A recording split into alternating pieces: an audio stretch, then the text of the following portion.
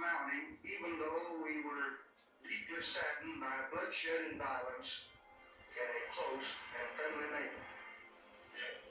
We had no desire to interfere in the affairs of a sister republic. On Wednesday afternoon, there was no longer any choice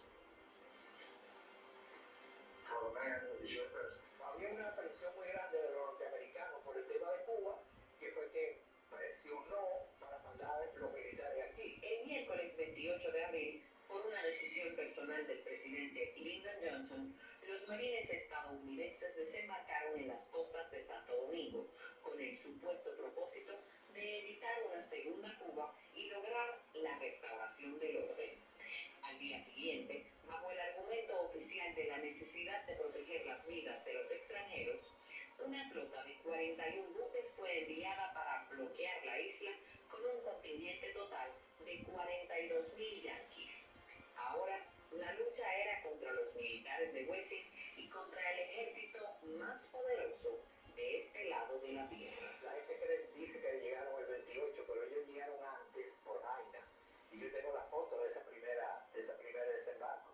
¿Qué sentimiento le produjo esa invasión? ¿Usted se sentía más productivo con una cámara que con un arma en la mano? La gente habla de la segunda intervención norteamericana, pero en realidad es la tercera, porque la primera fue en 1904. Después viene en 1916, 1965. Siempre tú tienes ese dejo de que no está bien lo que está pasando.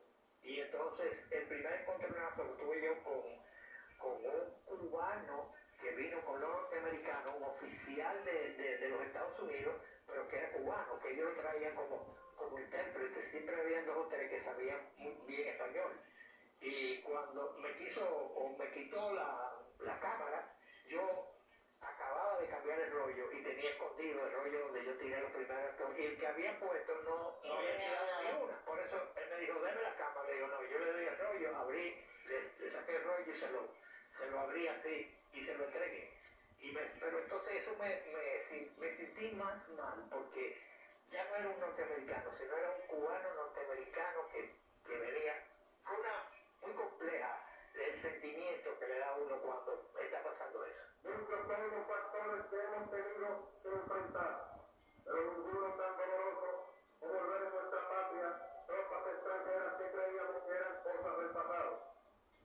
Y que nos hacen recordar los momentos que vivieron nuestros antepasados en los años del 1916 al 1924. En ese momento, ¿qué era más importante? ¿La estética de la foto o la inmediatez? O sea, capturar el momento o que ese momento quedara bien estéticamente. Es una pregunta muy interesante porque usaba mucho el preciosismo. Yo trataba de hacer fotos muy bien hechas antes de la revolución. Aún la fotografía deportiva es una foto que tú no la haces con mucha calidad porque la inmediatez del momento, de la jugada, te obliga a tener la jugada.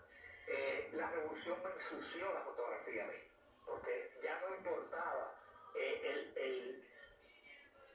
la fineza o lo que tú obtenías de la foto en sí, sino el momento que tú podías captar. Aunque en el libro hay fotos muy buenas que se ve que no son fotos hechas por un fotoreportero de guerra, sino por un fotógrafo que le gusta un poco la foto en sí. A veces me pregunta la gente, ¿cuál tú crees de esas fotos que tú hiciste la que más te gusta? Pues fíjate, la que más me gusta no tiene que ver con la guerra en sí, ¿Cuál es? sino con lo que pasa en la guerra. Hay una foto, por ejemplo, que hay 2 o 3 niños tomándose un helado al frente de unas alambradas. Es una foto muy curiosa. Hay otra foto donde se ve una carroza de muertos y en la zona colonial y hay una escalera, hay un letrero que dice no doble a la derecha, tú tienes que doblar a la izquierda. Cuando dobla a la izquierda, el carro fúnebre tiene las puertas abiertas. O sea, una foto muy impactante. Por ejemplo, hay una foto que a mí me gusta mucho, que es la foto de Vicentica Vélez, que está en traje de baño, que todo el mundo se cuestiona el por qué.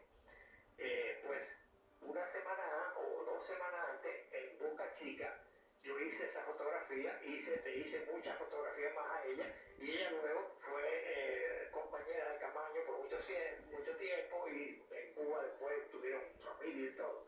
Y entonces yo coloqué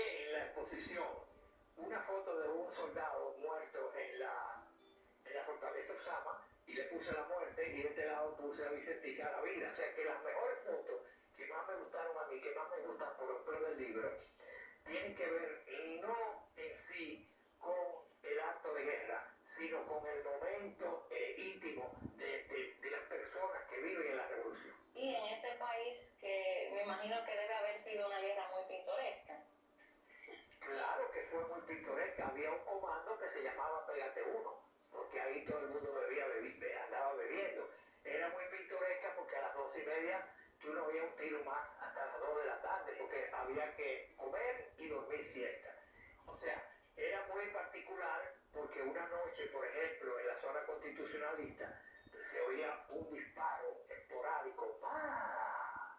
Y cada 5 o 10 minutos volvía el disparo y no se sabía. Entonces, entre ellos mismos trataron de averiguar qué era lo que estaba pasando y finalmente descubrieron que era un jovencito de 15 o 16 años menos que con un fusil le estaba tirando a los ratones de un tercer piso en un basurero y él le tiraba los ratones de vez en cuando. Entonces pensaban que era un francotirador y se hicieron muchísimas historias y era él entreteniéndose.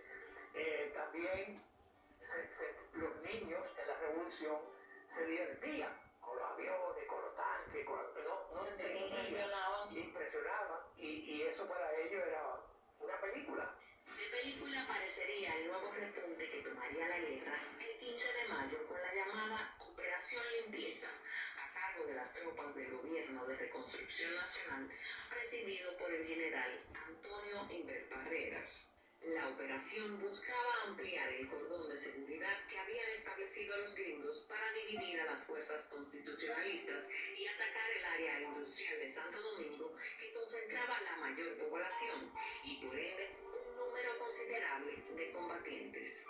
Con la anuencia del jefe de las tropas estadounidenses Bruce Palmer y del embajador William Tapley Bennett, durante más de una semana se combatió ferozmente, calle por calle, cuadra por cuadra, callejón por callejón, hasta que la superioridad de todas las Fuerzas Armadas de la República Dominicana juntas quebró la resistencia de cientos de combatientes que pelearon la brutal embestida en condiciones muy desiguales. 15 de junio, hay una anécdota muy buena, Operación Limpieza. A usted casi lo matan.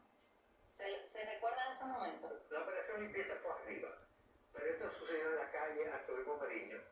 Se arma un tiroteo grandísimo y tanto el compañero mío Juan Luis Duquela, varón médico hoy también, nos metimos en un tanque de basura de 55 galones, de eso de hierro. Nos metimos ahí, era como las 5:30 de la tarde.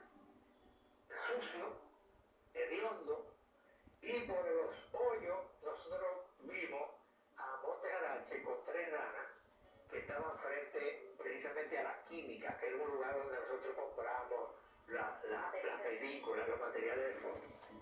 Y nosotros estábamos petrificados ahí porque si hacíamos ruido, los tipos podían tirar ahí, nos quedamos, no nos movimos.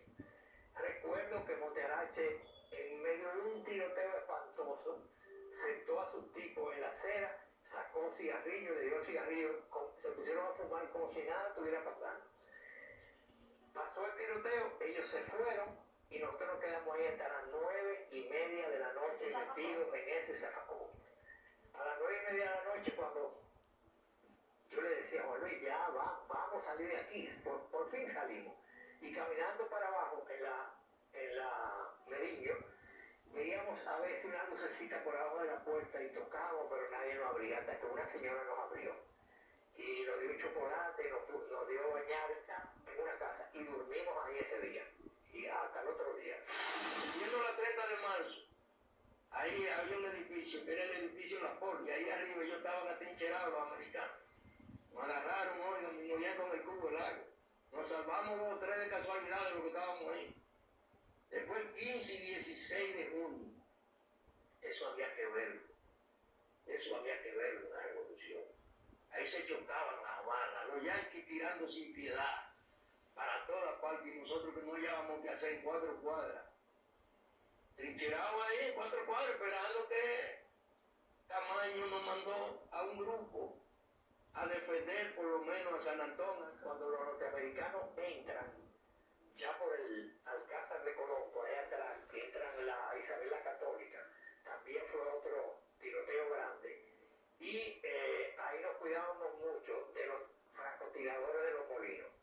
En los molinos dominicanos había 3 francotiradores y uno más que tenía una ametralladora 50 muy grande, y con esa hacían bulla porque desbarataba cornisa de edificios, pero era para ver cuando la gente salía. Entonces los otros eran que le tiraban a la gente. El foco de mi cámara, de la Nikon, parece que hizo un reflejo y el tigre tiró a una cornisa, y yo me quise morir porque yo me quedé petrificado ahí. Yo no caminé ni hice nada, me quedé igualito, ni saqué la cabeza ni nada, porque yo sabía que el tigre estaba acechando. Position américaine qui domine la ville repose sur l'autre rive de l'Osama. En principe, les Américains n'ouvrent le feu que s'ils ont l'impression qu'ils sont visés. En vérité, il est bien difficile, quand on entend tirer, de savoir si l'on est visé. Il était 5h30, une demi-heure avant le couvre-feu. En général, on s'explique dans l'obscurité.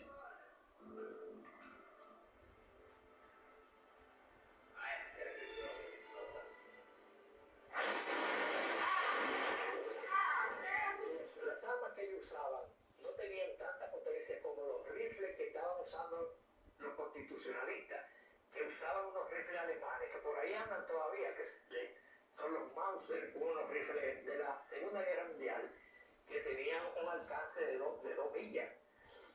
Y ellos le tenían miedo a esos rifles porque las armas que ellos usaban no tenían esos alcances. Hay una anécdota con este casco que a mí me impactó muchísimo, porque el libro, además de fotos, va narrando lo que pasa en cada imagen. Yo quiero que usted me cuente lo que usted recuerda cuando ve este casco. Mira, este casco me trae a mí 2 recuerdos muy importantes, te lo voy a comentar ahora. Yo voy subiendo por la Isabel la Católica, frente a telecomunicaciones en esa época, eran los bancos, la esquina de los bancos le llamaban.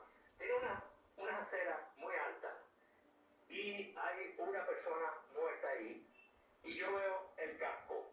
El tipo está así con el casco, y me entra el deseo de coger el casco, Y cuando levanto el casco, vino la cabeza con el casco.